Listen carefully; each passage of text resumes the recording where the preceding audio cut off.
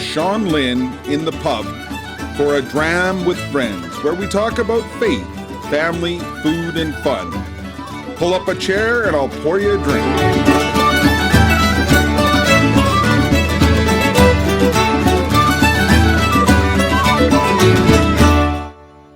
Episode 92. We are extremely blessed to have Deacon Harold Burke Sivers join us in the pub again to talk about how we are all brothers in Christ.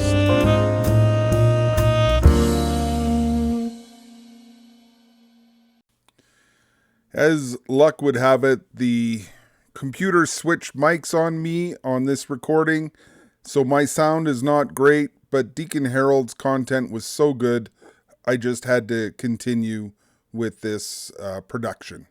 I am going to serve this Waterford Irish whiskey. I forget what the name of this one was. The Cuvée. And it was the Knights of Columbus did a whiskey tent for their men's night out, and I curate the whiskey, and they were kind enough to give me some of the leftovers for my Dram with friends. So, nice. St. Peter's Knights of Columbus in Calgary. All right. So, you've been to the pub before, not physically, although we should have tried to arrange that when you were here in Calgary. It's such a tight window when you come into town to speak, I'm sure, that not a lot of extra gets added to the agenda, right? That's right. Yeah. Although if I know ahead of time, I could put things on the front or back end, depending what events I may have on either side. But yeah. Well, and I didn't want to spoil, because apparently you're doing the big trip in 2024, and I didn't want to spoil you by taking you out to Banff and Lake Louise before you and your wife. Oh yeah, yeah. We're looking forward to that. Actually, yeah, it's going to be fun. It is. It's going to be amazing. We are so blessed to live where we live. You're in one of the most beautiful places as well, Portland, and I remember as a kid going down there for a camping trip that turned into a hotel stay because of we ended up is it Lincoln Beach, I think, just south of you there? Lincoln City. Lincoln City. Okay. We were on the beach in Lincoln City. That right by the beach. It was right on the beach. Yep. Yeah. So that was one of my fond memories as a kid, and they have the grotto there in Portland that is something to see. Yeah, I live actually quite near the grotto, probably a mile and a half. Oh, really? Grotto, so yeah, really close. Yeah. It's built up quite a bit over the years too, because from when I was a kid, and I took my kids there in 2011, and yeah, it's changed a bit from what I remember. Yeah, that's right. It's gotten a little bigger.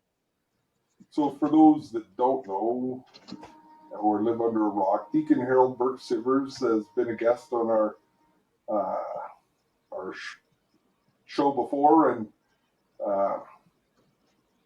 extremely well-known Catholic speaker. He's on the board of directors for the Catholic Men's Leadership Alliance. He's an author. He's a busy man. You're, up to 25 countries, you said, now that you've traveled to? 31. 31, okay. I lost count, so that's amazing. Just on fire.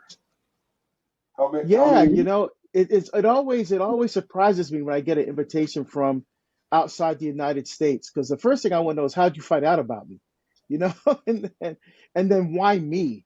That's always a question too. Why me? This year was no different. I hit what I hit this year: New Zealand, Papua New Guinea, Australia, Croatia, Montenegro, Bosnia Herzegovina, Slovenia, and Italy this year. And next year I've got Switzerland, Austria, Germany, France, Italy, maybe Australia again. We'll see. But Yeah, it's just it's not slowing down. Wow. And the reason I wanted you to come visit us in the pub again is because you just released a book late September. I haven't unfortunately had a chance to get my hands on a copy and read it yet, but the topic is incredibly important in today's world. And you were former law enforcement, and I just retired, and just it's such a big issue. Uh, and I worked in the schools too, so you did a book on racism, which is interesting from a Catholic perspective, and I I'd be interested in hearing on what you have to say. Yeah, the book is right here, Building a Civilization of Love, a Catholic Response to Racism, put out by Ignatius Press. And I guess I should start by talking about why I wrote the book. So during the pandemic, of course, I wasn't speaking because I was home just like everybody else, Yeah. and I was wondering what am I going to do now? So and there were two things on my heart that I've been wanting to write about, and now I had the time. One of them was diaconate. Mm-hmm.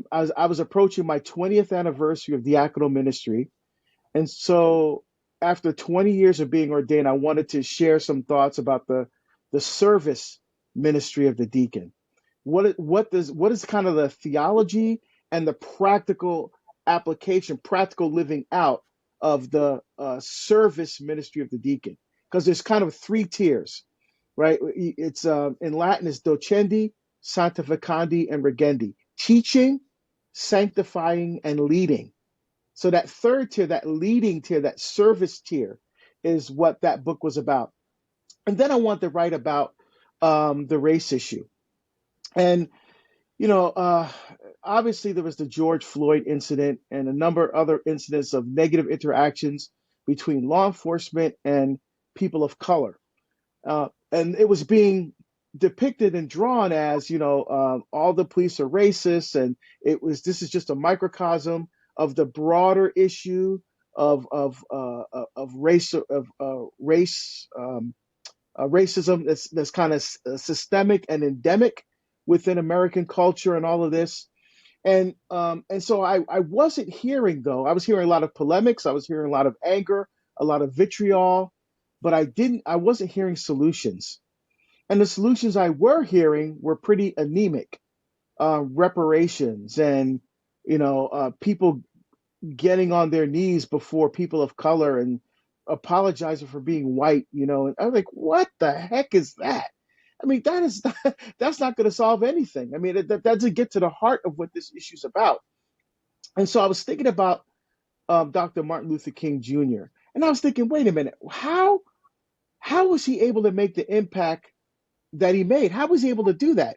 He did it during a time of Jim Crow, where these racist segregation laws were woven into the fabric of American law and American life. Separate water fountains for black and white, separate entrances to buildings, separate restrooms.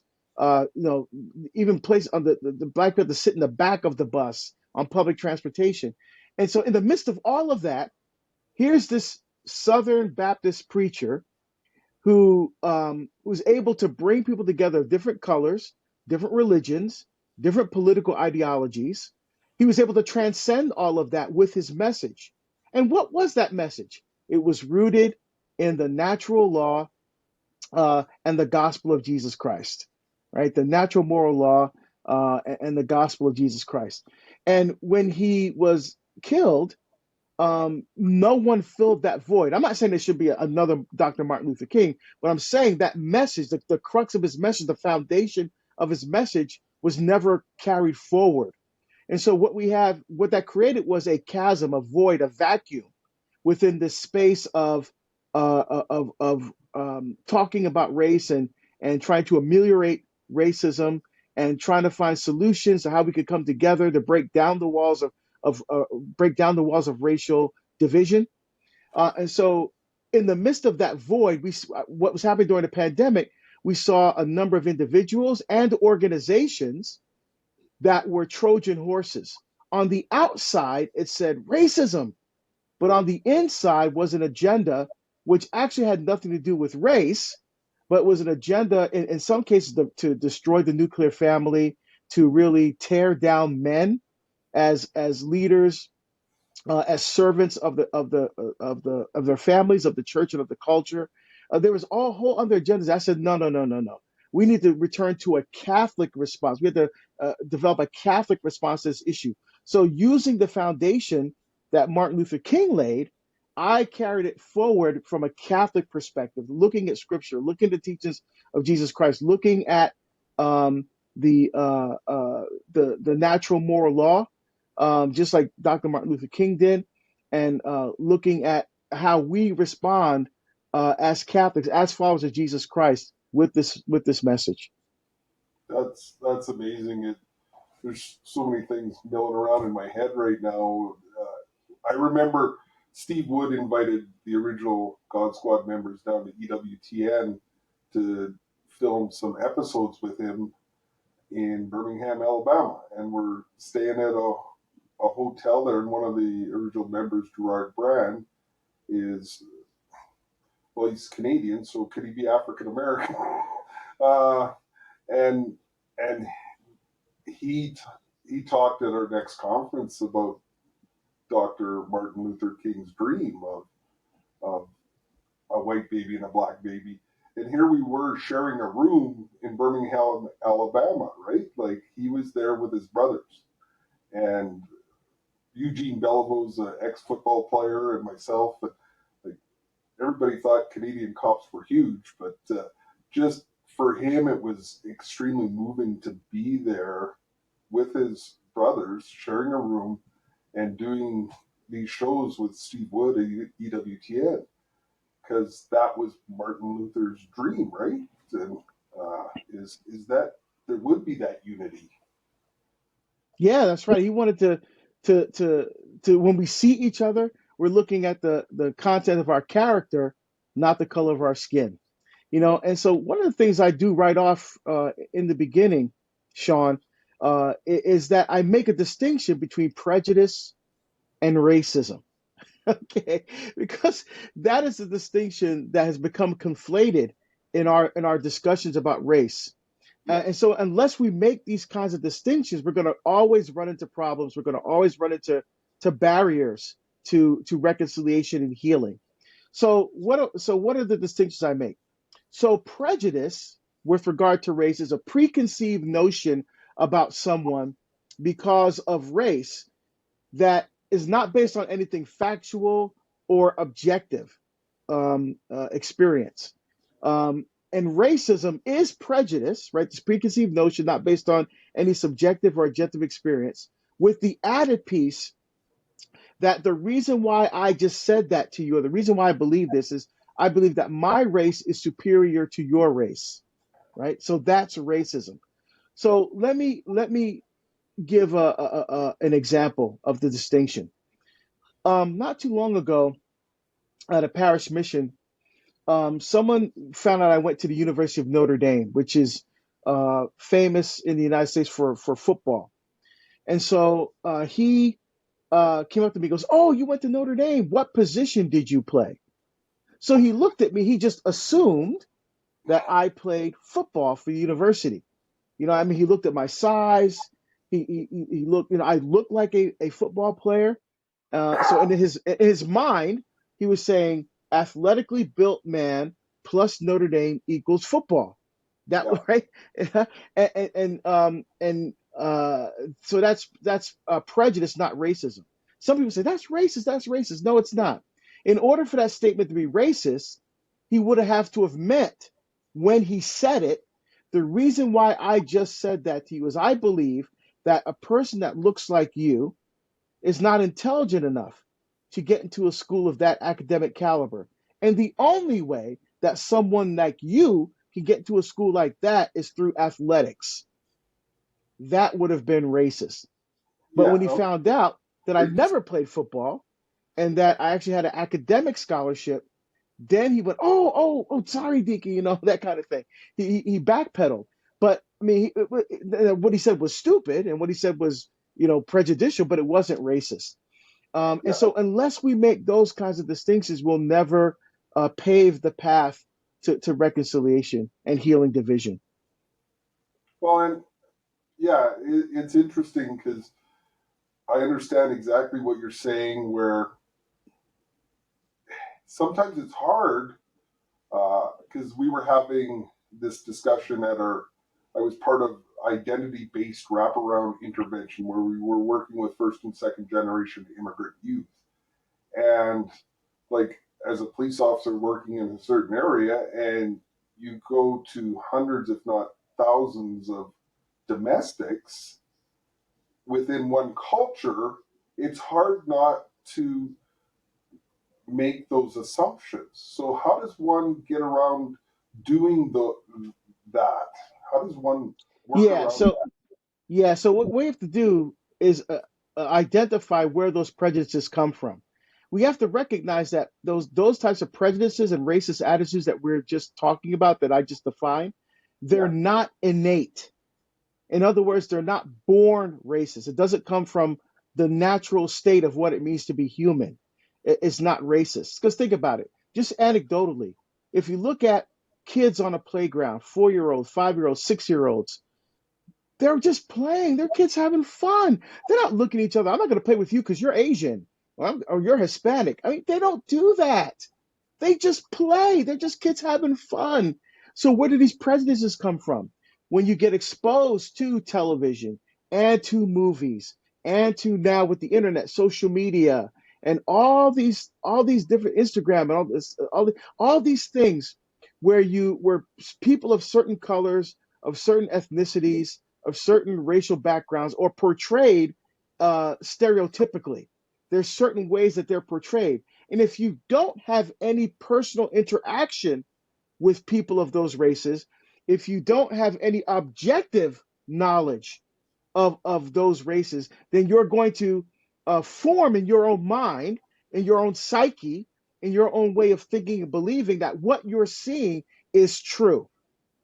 Now, so and you develop these attitudes in your mind. So if you see an Asian person, right? Like, oh, you must be really good on violin, or you must be really good on a music on piano. Why? Because you always see in these media resources virtuoso musicians, and a lot of them happen to be Asian. So yeah, again, so you draw this prejudicial image in your mind that Asian people are just smarter than everybody else. They're just brilliant musicians. And conversely, when you see black people portrayed as slaves and as domestics and as gang members and all this kind of stuff, over and over and over again, year after year after year, and jokes and things like that you may hear from your parents or from your friends or from a comedian or whatever, without anything to balance that, without knowing someone personally, or without any objective knowledge of what that race is like, you're going to draw your own conclusions. And that's how we end up with these prejudices. Now, let me talk about this. You brought up an important point about the law enforcement piece. Now, I taught, not only did I was in law enforcement like you, Sean, but I was also, I taught at the police academy. I taught a course on anti-terrorism called Contemporary Threat Assessment Methodology. And I also was on the board of the Department of Public Safety Standards and Training. It's the organization that oversees the training of all police officers for our entire state of Oregon here in the United States. I was on the board for 6 years, and I chaired the board. I was chairman of the board for 3 of those years. So I am intimately familiar with how police officers are trained. So one thing that I noticed, again, looking in retrospect, looking back now, looking at it through this lens of my experience in law enforcement training, was that when they train an officer, like for example, let's use a specific example: traffic stops. When they train an officer to do traffic stops, you walk up to the car, you put your finger, you leave your fingerprints on the back of the car, you go to the window, you're looking at people's hands, all the things they train you. Look, after driver's license, registration, proof of insurance.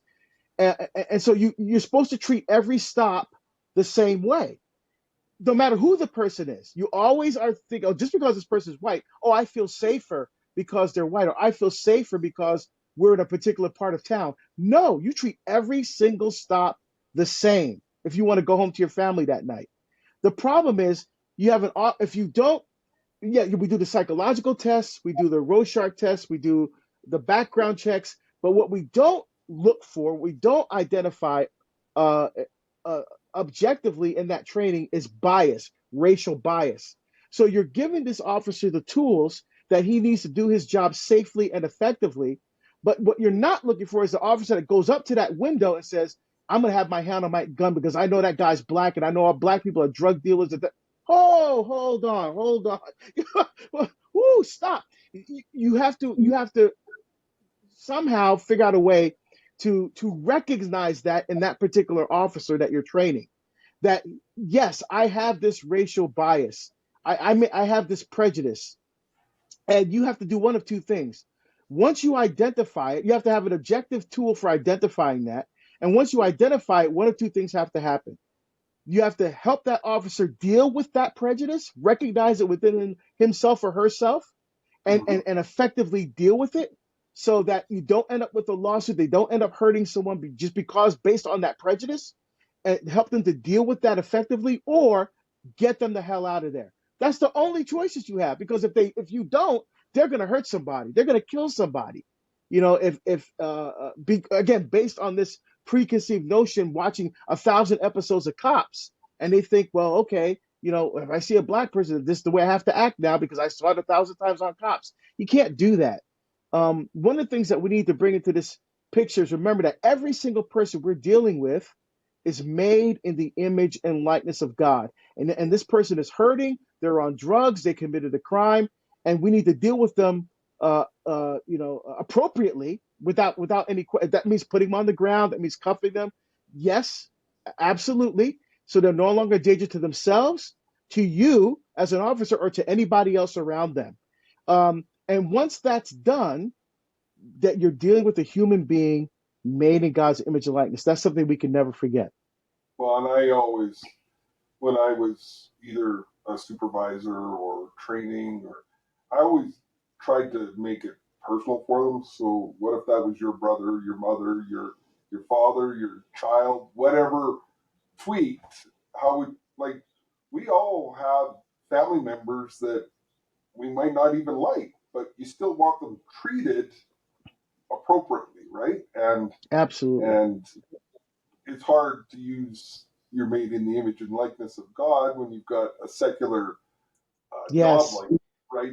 So you have to frame it in a way that makes sense. But and on the other side, for those looking in, they have to realize policemen are making assessments very quickly, and they have to assess what they see, who they see, and where the situation. Like, you know, there is, no matter who you are, I call it your spidey sense or whatever.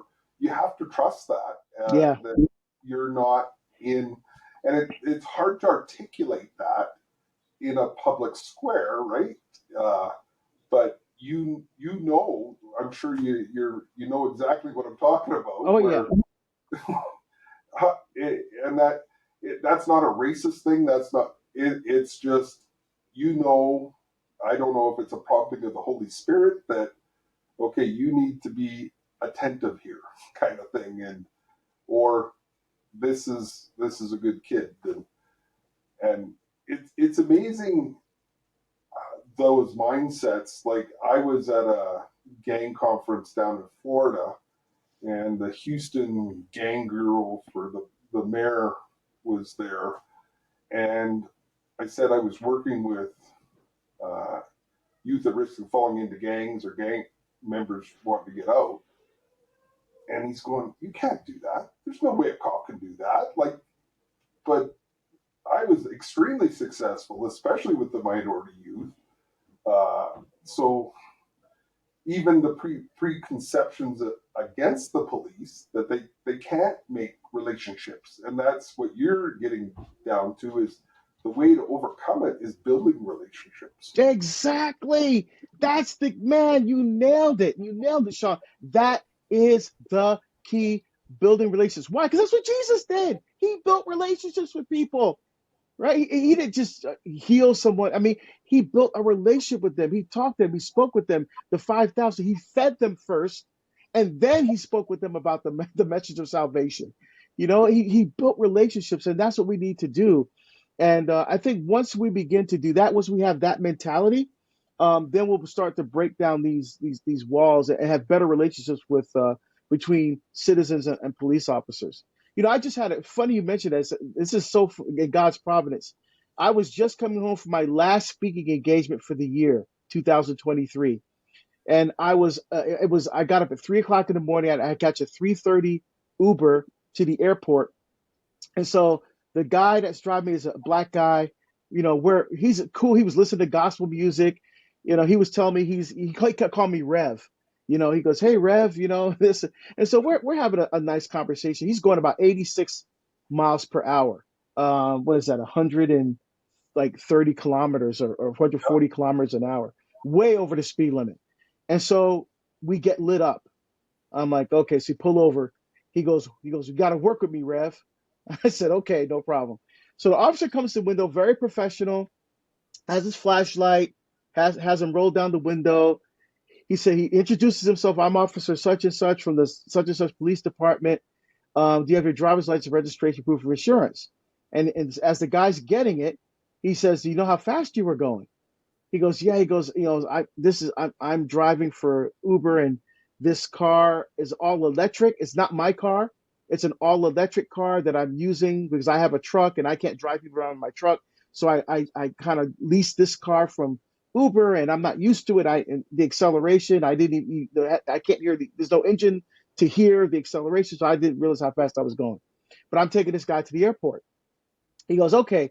So he takes his information. Now, as we're waiting, and I come on, we've both done this, right? We know what the officer's doing, but I'm waiting. It's like 5 minutes, 6 minutes. I'm like, why is this taking so long? So then the officer comes back to the window and he says, "Who does this car belong to?"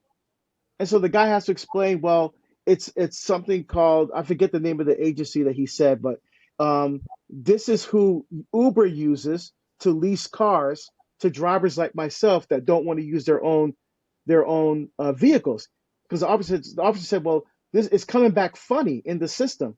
He said, oh yeah, that's because it's actually not my car. It's a company that Uber uses to lease to drivers like me. And the officer said, okay, I got it, no problem. Officer goes back. Sean, another 6 or 7 minutes go by. Now I'm thinking to myself, this should not be taking this long. So I'm thinking one of two things are happening. Either he's calling for backup for whatever reason, or this guy's got warrants. This guy's got something going on.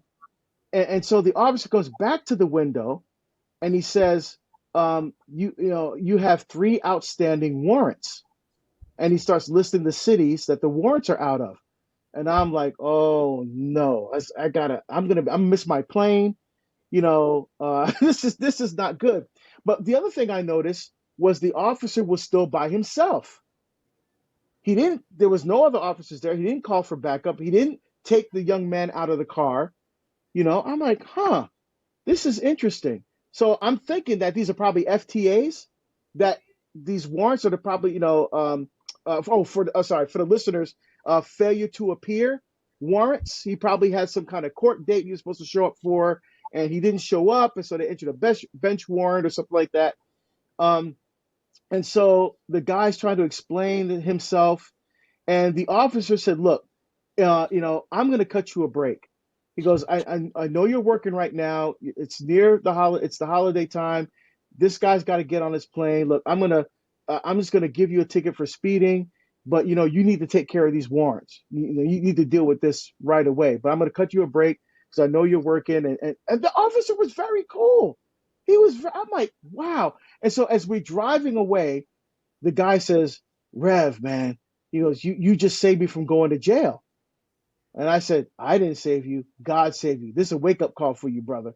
And I used that opportunity to really tell him that he's the man up and take care of his business. He needs to take care of those warrants. He needs to, and it was a beautiful opportunity for evangelization. So it's funny we're talking about this because this literally just happened to me last weekend. Well, and that's so important. Like I down in the States, they had a program called Operation Safe Surrender, which I tried to bring up here. I even went to the Justice Minister of Alberta who liked the idea, because like there's so many people living in that situation where they're too afraid to take care of it, or they don't realize, or people have lied to them that these warrants are out there, and they're living a life where they're not part of society because they're afraid to come out into society, where you were inviting him to take care of business and just be part of the greater society. Like we had at that time, Calgary, when I was doing my research, this was a number of years ago, there was 50,000 outstanding warrants. Mm. That, which is, and like you say, that failure to appear, the depends who the boss is. You can get in trouble if you didn't deal with that. You mean you had the guy in custody and you let him go? Well, yeah. See, and the officer said, and I totally understood this. He goes, what he didn't do, Sean, was verify the warrants. So Yeah. when he ran them, these warrants came up, and of course, when you see that, you have to call and verify the warrants. So when he Yeah. came to the window, he had just explained that the warrants, but he didn't verify them. So he cut him. He goes, if I go back and verify these warrants, and they're actually, then I have no choice but to, this has to end differently. But he didn't do that. He cut him a break without verifying the warrants. So I mean, to me, that was a sign for not only a sign of respect from the police officer for giving this guy's situation, but this was a sign from God for this man. I mean, this young man hadn't been to church in a long time, and he just had a conversation with his mother, and his mother was telling him he needs to come back to Jesus. And I said, what sign of confirmation else do you need? Look what just happened to you.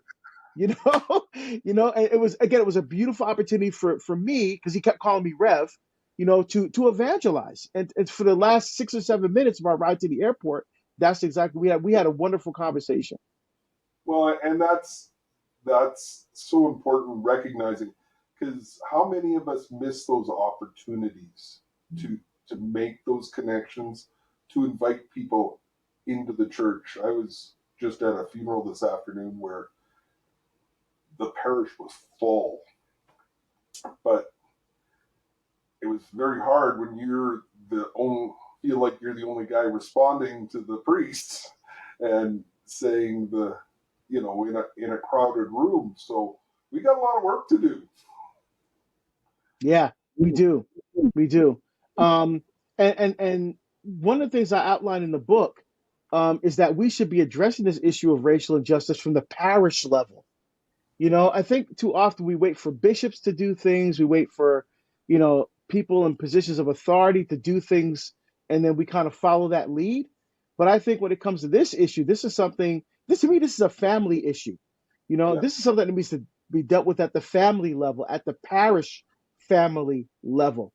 And so the last chapter of the book, I outline a strategy that can be done from the parish level to be able to deal with how we as a parish can come together and really, first of all, identify any racial prejudices or things within us and really deal with them. And the first brick that has to be removed out of that wall is recognizing the image and likeness of God in the person standing in front of us. And like you said, in the secular environment, you can't use that language, of course, but the concept is still that you can lead by example.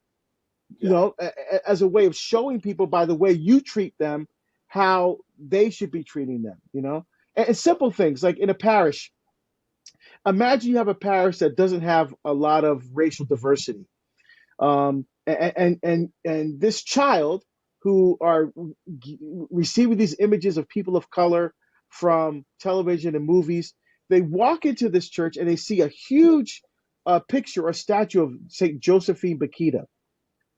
And the little girl looks at the statue and says to her father, "Daddy, who's that?" And the dad says, "Well, that's Saint Josephine Bakhita." This little girl's never seen a black saint before. Who is that?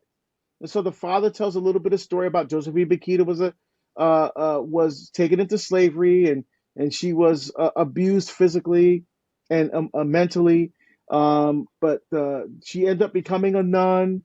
and she ended up forgiving the people who enslaved her and who treated her so badly. And so now this young girl's hearing this amazing story of this incredible woman of faith who's Black.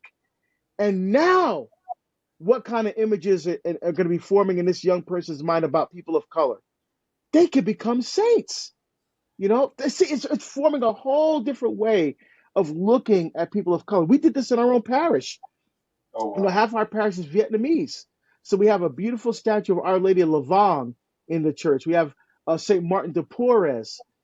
We have St. Teteri Tetequitha on an icon screen, St. Moses the Black, and St. Patrick and St. Bonaventure, right? So the church, the images in the church look like the people who are worshiping in the church. And just simple things like that are so important to make people feel welcome, as you said so beautifully, Sean, to help build relationships. Well, and what's like you Saint Paquita. So the last thing I did in uniform was I had bought an image of Saint Paquita for one of the young men that I worked with, who's now a teacher in the schools. And so the last thing I did in uniform was to take that to him as a gift to say how proud I was of him for graduating and becoming a teacher. And he's a young Sudanese man that is very proud of his heritage. So he really appreciated it. And Tiana or T-Spark does such beautiful artwork. She was doing them for Ascension as well. So you may have seen the image. And so he would really appreciate it. And he's one of my boys, right? So, and our parish is extremely diverse. That's something that I noticed as a younger man when we first started, is I see the universal church every Sunday, because we've got just about every race coming up for communion, and it's a thing of beauty. Yeah, it really is. And that's one of the things you mentioned, Sean, and me traveling internationally. You get to see the church in these different countries, the different people, different races, the different ways they express themselves liturgically. It's beautiful. It's beautiful, and I think more people should experience that. To really see the church is not just their parish on Sunday at the 11 o'clock mass, and that's what the church is in their mind. The church is so much bigger and so much broader, so much more beautiful when you see the wonderful diversity. I never forget in South Africa, I had the honor of deaconing and preaching at a mass in Soweto, South Africa, where Nelson Mandela is from. And mass started at 8 a.m. and it ended at 10:20 a.m. It was 2 hours and 20 minutes long, and it felt like 5 minutes. People had left their homes at 6 a.m. to walk to church to get there on time for 8 o'clock. It was a beautiful liturgy. It was amazing. And again, just a wonderful expression of what it means to be church. And so the more we can work toward building that, again, civilization of love, as I called the book, the more we can do that in our parishes, because we extend from the parish into the culture, into the world, into workplaces, into schools, into the environment where we live our call to holiness as deacons, as lay people, as married couples, as single people. No matter what profession we're in, we're called to witness to the power of God's love. And the more that we can see people through the eyes and through the lens of Christ, through the eyes and lens of the Beatitudes, seeing God in the person standing in front of us first. If we see that first, now we're able to appreciate all the other beautiful gifts that person brings to the table: their race, their ethnicity, their culture, their food, their music, their clothing.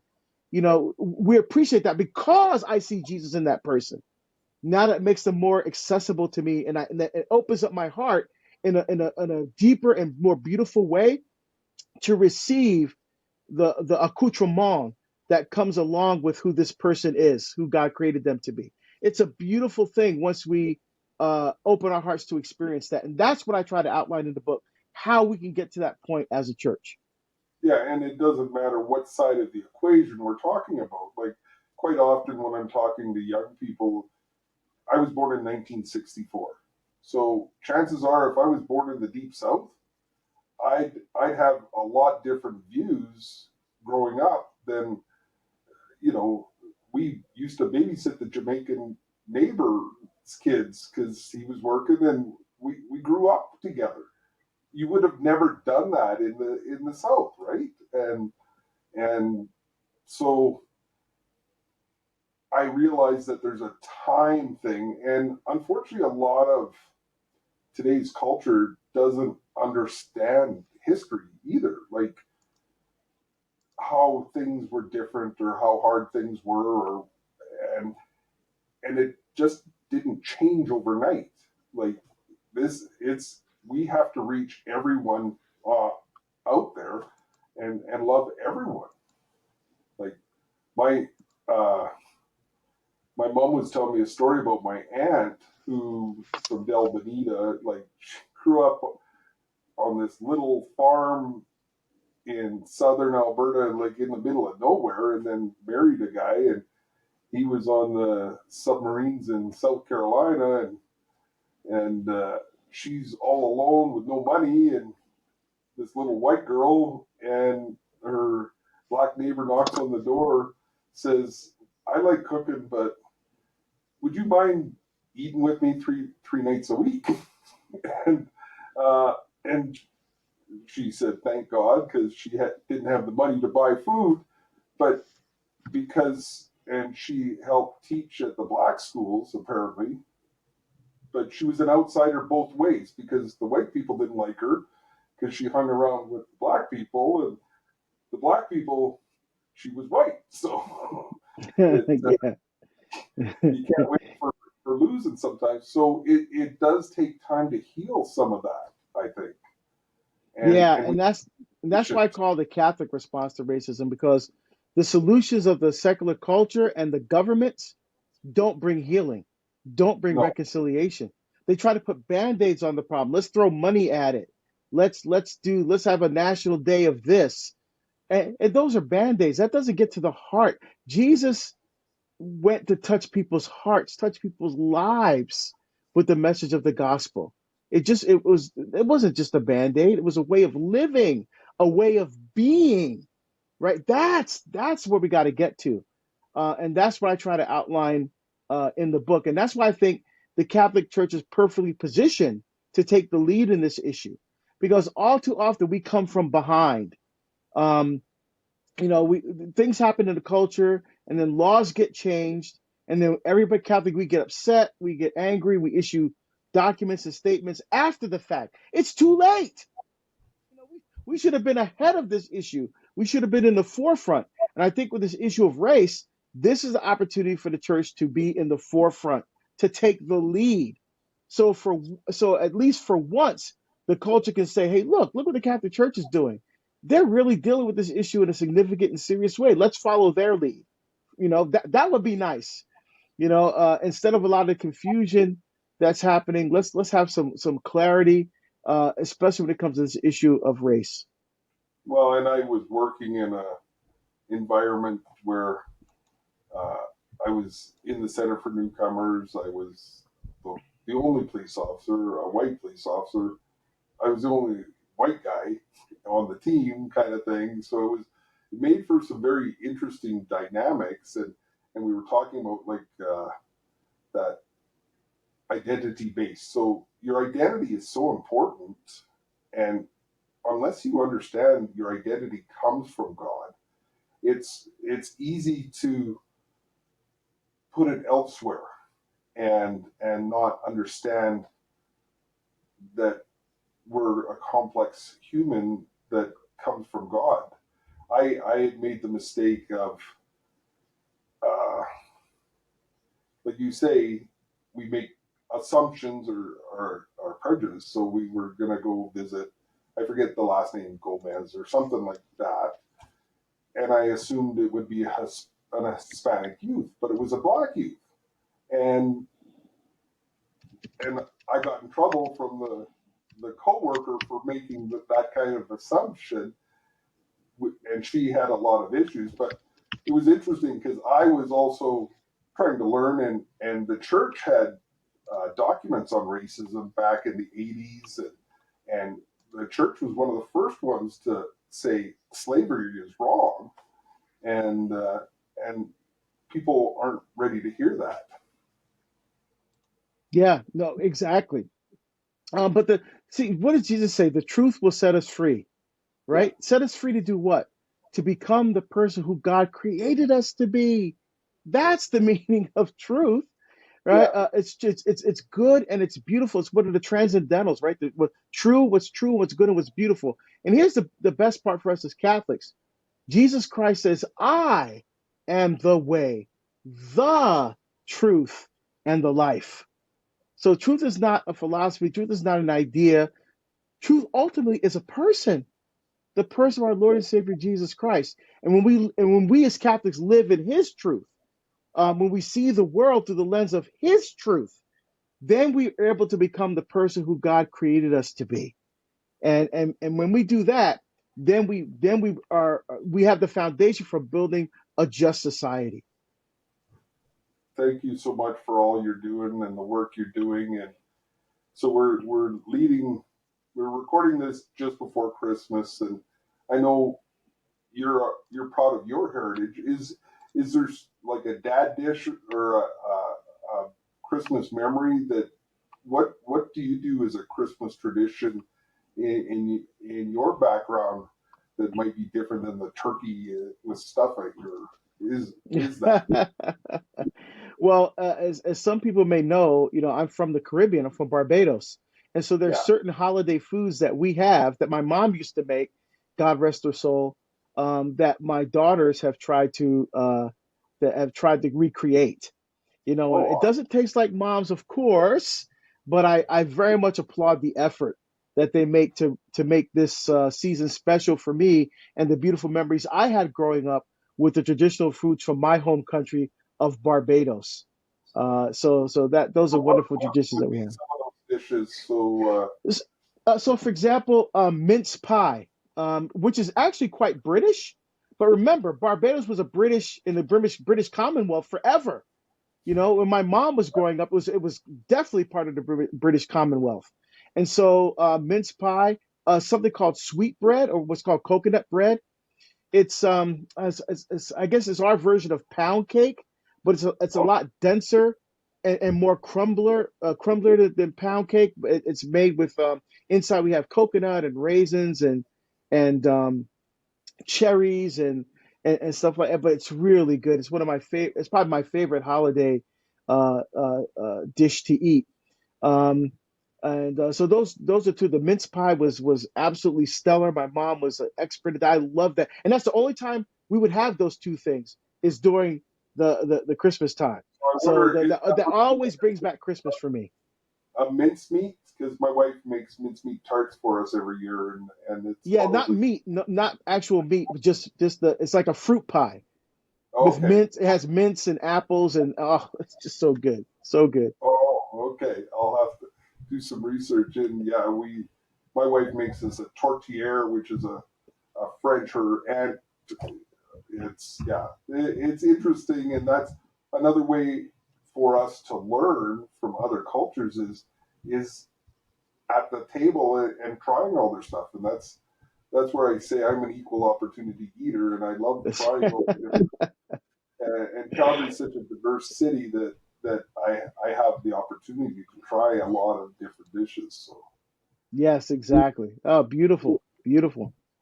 maybe like we usually talk about go-to saints, but you talked about some black saints. Maybe give us a couple more of saints that people can look to in their ethnic background that might be Yeah. here. Yeah. So obviously, on the current Catholic calendar, we have like Saint Martin de Porres. Yes. The Dominican saint from Lima, Peru, who was a tailor. He was a well, not a physician, but I guess like more like a nurse, I guess you would say. His level of training, he was able to bilocate, be in multiple places at one time. Uh, Powerful saint. Saint. We have the North American martyrs. The French Jesuits who died up in Canada, who were martyred by the Indians up there, in Montreal, in the Quebec area, as they were trying to bring the message of the gospel. We have Kim Tae-jon and the Korean martyrs, who died witnessing to the faith. We have the Chinese martyrs. We have we have the St. Charles Lwanga, who was brutally tortured by the king there, who was a pedophile. When St. Charles Lwanga and his companions refused the king's advances, he had them killed. And they died rather than deny their faith. Josephine Bakita, and so many others. The history of the church is so rich with saints Well, of all nationalities, who are tremendous witnesses to the power of God's love. well, and there's new ones coming on board too. Like you wrote a book on the first black priest in the Yes, U.S. Father Augustus Tolton. Yes, yeah. And So his cause. In fact, the very last uh, section of the book is actually an afterword, which was written by a good friend of mine, Michael Heinlein, that talks about the six men and women who are up for sainthood, black saints, or black men and women who are on the road to sainthood at different stages on the road, but is they're on the road to hopefully Mary one day Greeley becoming saints. is So, Mary Mary Greeley from Colorado, Denver? Is she yes, one? that's right. She's absolutely, absolutely. She's one of them. Yep. And so, yeah, so we have a lot to look forward to. I think there's a lot, that we can look to. So we have Julia Greeley. We Okay. have Augustus Tolton. We have Mother Mary Lang. Who did some phenomenal work. Who actually started a religious order at the time where black women were not allowed to become religious. There was, again, that's just ridiculous. Harriet DeLille is another one here. We already mentioned Father Augustus Tolton, um, and uh, and Sister Thea Bowman, who's the most contemporary one, because I remember her from my own lifetime as a Oh, teenager. really? Yeah, yeah. So yeah, so we're making some strides forward, but we can always continue to improve how we view each other through the lens of our faith in Jesus Christ. Well, Deacon, I want to thank you for taking the time out of your busy schedule. And I don't know if you remember, but whiskey, the Gaelic term is Ishkabaha, which means water of life. And I pray you continue to bring many souls to the true water of life. Thank you, Sean. It's an honor to be on here again. Thank you so much for having me. Yeah, if you wouldn't mind just giving us your blessing as a deacon, and Sure, sure. May Almighty God bless you, keep you, and protect you, the Father and the Son and the Holy Spirit. Amen. thank you. Amen. I hope you have enjoyed this episode of A Dram with Friends. Like and subscribe. Go to all podcast platforms to look for it on podcast, or go to godsquad.ca to support our mission.